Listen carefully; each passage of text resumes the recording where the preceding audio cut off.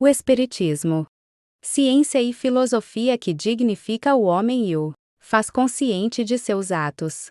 Postula o livre-arbítrio e a responsabilidade das ações humanas, no limite das faculdades do homem, como ser relativo em sua espécie e em relação com o meio cósmico em que se desenvolve, subordinado às leis naturais e divinas que regem seu destino superior, e como indivíduo, no meio social em que atua, segundo o grau de sua evolução espiritual e de sua capacidade moral e intelectual. Tanto no seu aspecto material como espiritual, o homem é um ser criado ou, se prefere, emanado de um poder superior, ao qual deve sua existência e com ela suas faculdades.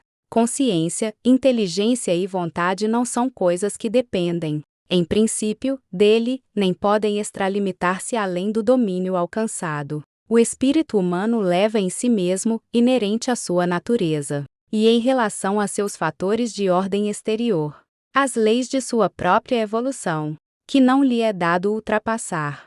Colocado no meio cósmico em que se desenvolve, envolto na matéria, aprisionado em um organismo, sujeito a leis biológicas, fisiológicas e psíquicas, vinculado ao meio social e etnológico ao qual se habitua, ligado ao lento processo de sua existência milenária, modelado segundo a educação e o ambiente familiares, encadeado, enfim, à lei de causalidade universal. Não pode agir senão de acordo com sua natureza perfectível, e com o seu grau de evolução relativa, e sua liberdade é, por conseguinte, também relativa. Está restringida por uma infinidade de influências conhecidas e desconhecidas. Nos seres humanos, que ainda não chegaram a um estado de consciência superior, a atividade volitiva é quase instintiva e habitual. Predomina neles a necessidade. No entanto, à medida que vão tomando consciência de sua existência,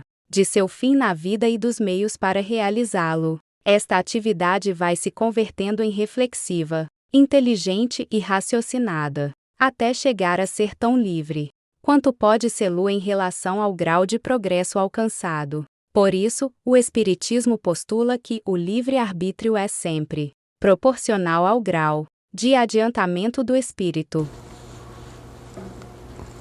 Então, pessoal, nós temos justamente aí um texto muito interessante do escritor argentino Manuel Porteiro, né, que ele faz de forma bem sintética a visão, vamos dizer assim, sofisticada, não reacionária que podemos ter do Espiritismo. Ou seja, é uma visão que não abre mão dos seus princípios básicos, mas que não desconsidera o ser humano no meio, onde ele desenvolve, não é, a ideia do livre-arbítrio proporcional ao conhecimento, à bagagem do espírito, e também o livre-arbítrio condicionado pelas condições sociais.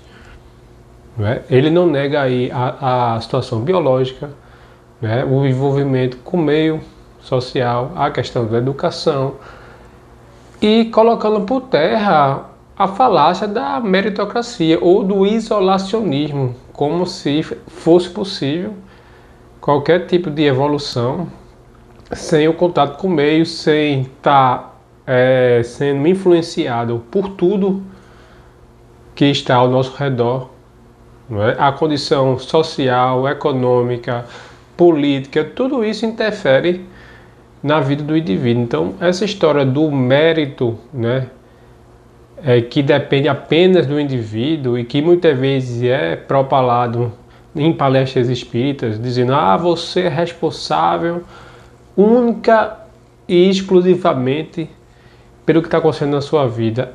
É falso, né? É falso. Isso aí é coloca na carga, nas costas do indivíduo, algo que não tem lastro na realidade, de sermos responsáveis unicamente por tudo que acontece na nossa vida, porque nós não vivemos só, né? O mundo, ele funciona, não é, de forma coletiva.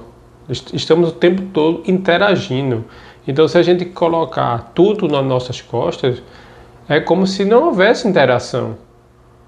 né? E uma criança que é mal educada vai dizer que a má educação foi algo programado para acontecer, e a escolha errada no campo da política. Eu não elegi a pessoa, o político que está fazendo uma gestão horrível, mas a maioria elegeu. Eu vou sofrer as consequências. Eu vou sofrer as consequências de todas as decisões que impactam na sociedade. Então é falso essa ideia da meritocracia, de que tudo depende do indivíduo.